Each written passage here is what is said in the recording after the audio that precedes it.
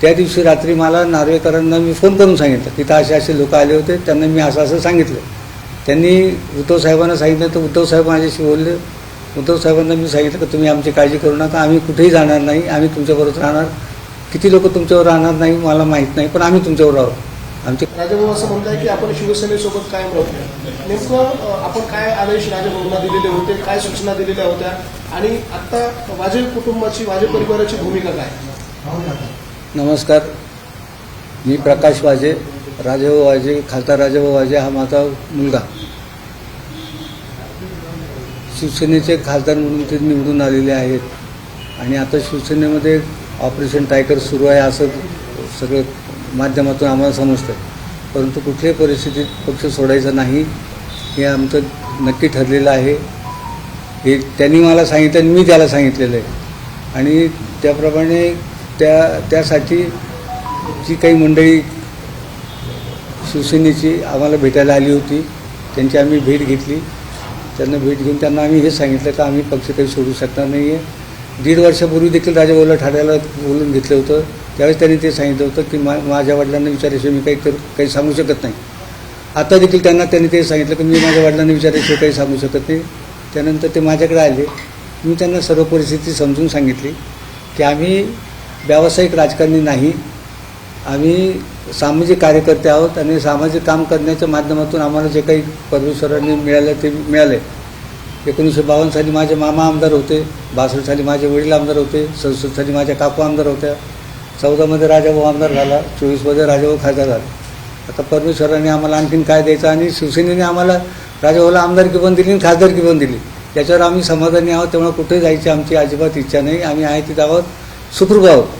त्या दिवशी रात्री मला नार्वेकरांना मी फोन करून सांगितलं, तिथं असे लोक आले होते, त्यांना मी असं सांगितलं. त्यांनी उद्धव साहेबांना सांगितलं तर उद्धव साहेब माझ्याशी बोलले. उद्धव साहेबांना मी सांगितलं की तुम्ही आमची काळजी करू नका, आम्ही कुठेही जाणार नाही, आम्ही तुमच्याबरोबर राहणार. किती लोक तुमच्यावर राहणार नाही मला माहीत नाही, पण आम्ही तुमच्यावर राहू. आमची तुम्ही खात्री बाळगा असं त्यांना उद्धव साहेबांनी मी सांगितलं. तुमच्याकडे जे लोक आले होते ते काय ऑफर घेऊन आले होते किंवा काय त्यांचे ते मला समजून सांगायचं, आम्हाला समजून सांगायचा प्रयत्न करत होते की आता ह्या शिवसेने जी ठाकरेंची शिवसेना आहे त्या ठाकरेंच्या शिवसेनेत काही माणसं राहिले नाहीत, आमदार राहिले नाहीत, खासदार देखील त्यांची कमी आहेत आणि बरेच लोक पक्ष सोडण्याच्या मनस्थितीत आहेत. तेव्हा तुम्ही तिथं राहून का थांबून काय करणार आहात? तुमचं नाहीतरी विकास कामाला तुम्हाला निधी मिळत नाही, विकास कामं तुमच्याकडून तुम्हाला अडचण येते, तर आपण जर तिकडे गेलो तर आपल्याला विकास कामाला निधी मिळेल, सेंट्रलकडून पैसे मिळतील, स्टेटकडून पैसे मिळतील. पण आम्ही सांगितलं आम्ही आहोत तिथं सुखात आहोत. विकास कामं काही शेवटी सरकारी विकास कामं हा काही कोणी खिशातून पैसे देऊन करत नाही. विकास होतो तो शेवटी सरकारी माध्यमातून होतो आणि सरकारी पैशातूनच होतो. तर तो विकास जसा व्हायचा तसं त्या पद्धतीने आम्ही प्रयत्न करू. तेवढा जेव्हा होईल तेवढा होईल. किती रुपयाची काय विकास कामांची ऑफर? नाही काहीच. विकास कामाला सहकार्य करू, मदत करू एवढंच होतं फक्त. या कमिटीमध्ये नेमकं कोण होते? काही आपल्याला याची कल्पना होती का? कारण नाही ते लोक ऐकत, ही ठाण्याची मंडळी होती, त्यांची माझी ओळखच नाही.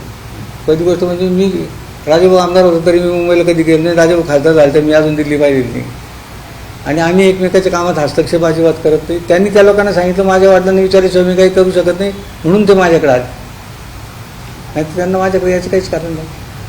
राजाभाऊने तुम्हाला विचारलं नाही काय निर्णय घ्यावा किंवा काय? त्यांनी अगोदरच मला सांगितलं होतं आपल्याला काही करायचं नाही ना. मी नाही म्हणून सांगितलं. मी तर सोपं काम. तो माझ्याकडे आला, हे लोक आलेले, आपल्याला असं काही करायचं नाही ना पक्षबदल वगैरे. मी नाही म्हणून सांगितलं. आमचं खूप सर एक लक्षात घ्या, आमचं अंडरस्टँडिंग खूप क्लिअर असतं आणि लपून छपून असं काहीच नसतं. यांच्याशी आता मागापासून तुम्ही ते बसताय, तुम्ही लोकांशी मी बोलतो, तुम्ही पाहता मी कसं बोलतो. आणि मी 57 सालापासून निवडणुका पाहतो, 57 सालापासून मी राजकारण पाहतो. 57 साली मी पोस्टर लावायचं काम करत होतो. आज माझं वय 84 वर्ष झाले. निवडणुका मी काही कमी पाहिले नाही, भरपूर निवडणुका पाहिल्यात, भरपूर पक्ष बदल पाहिलेत. एबीपी माझा, उघडा डोळे बघा नीट.